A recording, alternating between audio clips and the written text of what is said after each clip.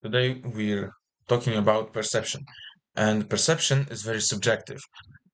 And you see, this came like the idea for this video came about when I was thinking, like, oh yeah, I am perceived way differently by other people than what I think, and my friends perceive me way differently than my family. Because, for example, my parents know that I'm an introvert, right? But because my friends see me in only in social circumstances, they think that I'm an extrovert, which is not true.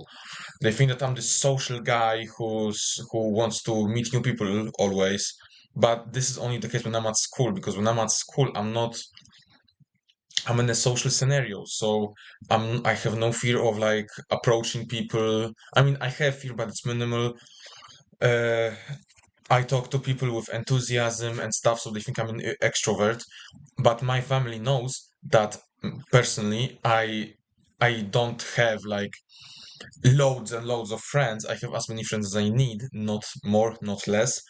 And they know that I also prefer some alone time, that I like my alone time. I like to spend time in my room just reading a book, and it's good for me. I like it. And me personally, I think I'm an introvert. But like that's the thing. The perception of other people is different from your perception of you. And the thing is, honestly, I would trust other people over myself because I think that I'm this, but then every single person I know, or most of them, say that I'm this. And so there's this discrepancy, between my opinion of myself and others' opinions of myself. And this can really transform your life, and this can really give you some very important insight that can lead to better growth, faster growth. And so, what I invite you to do is to just think to yourself, like, what do my friends think of me? Like, how do they describe me? If you if you can't come up with an idea, then just ask them. Just ask, honestly, just ask, like, what do you think of me? Like, do you think I'm extrovert, I'm confident, like, what do you think of my personality? All that stuff, right? Then, like, ask your friends, ask your parents, ask, like, whatever, just ask your, like, different people you know. Maybe even you can ask your teachers if you've got a chill teacher, then you can ask them for that. So, uh, so you ask them and then just compile it into like a note, like get yourself a notebook. By the way, if you're on self-improvement and you don't have a notebook, shame on you. Like, how do you not have a notebook on self-improvement? Like, honestly, a notebook is so nice just for about like, look at this. This is a ran down notebook, and it's like, look at this. It's like, it's old. It doesn't even work, and I've used it for how long?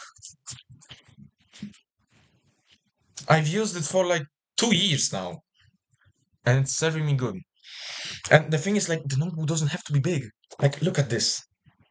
Like, this is it next to my head, and like, this is how thick it is. It's not thick at all. So just get yourself a notebook. Get yourself a pen. By the way, I have all of those pens. All of those. So get yourself that and write it down. Write down. Uh, like you can even make it like a table. Uh, like personality traits, what I think, what others think, and like uh, morals or like takeaways. And then you just write them down and just think like, okay, so I'm like this. What do I want to be like? How do I become that genuinely? Because the thing is, you can emulate a personality. I could emulate a very social guy, but that's not who I am. So what I do is that if I want to become social, then I just become more social. I become less traumatized. I reduce my trauma. I interact with more people and thereby becoming more social. And it's like, it also largely depends on your mindset because if I just had the idea that, oh yeah, I need to be social so people like me. No, then doesn't work. Then it's not a genuine personality. But when you think to yourself, oh yeah, I want to be social because I genuinely want to have friends, because by the way, not wanting to meet, not wanting to make friends is not a good thing. It's not natural, by the way.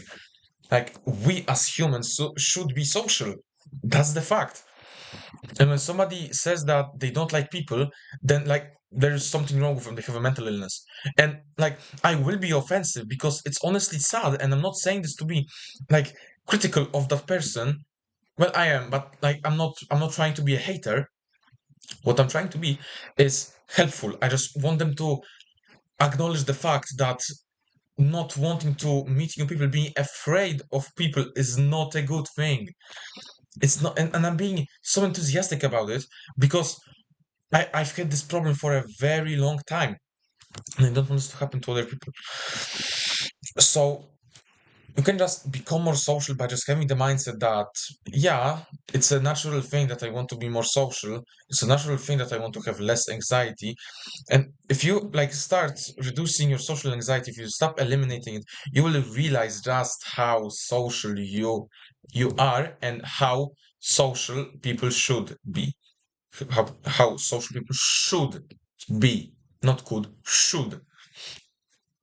So yeah, this is what the perception of the difference between the perception of others and yours can do. It can really help you and make you way more social, give you a way more social life, and there's only basically positives from it.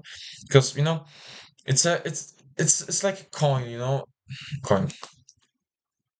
It's like a double-edged sword. It's like it can be bad and good, like if you have bad friends, then you're in for a bad time. But if you have good friends, then oh my goodness, bless you. So yeah, just be careful when choosing those friends. So yeah, that was it for my monologue. Sleep well, do better, and see ya.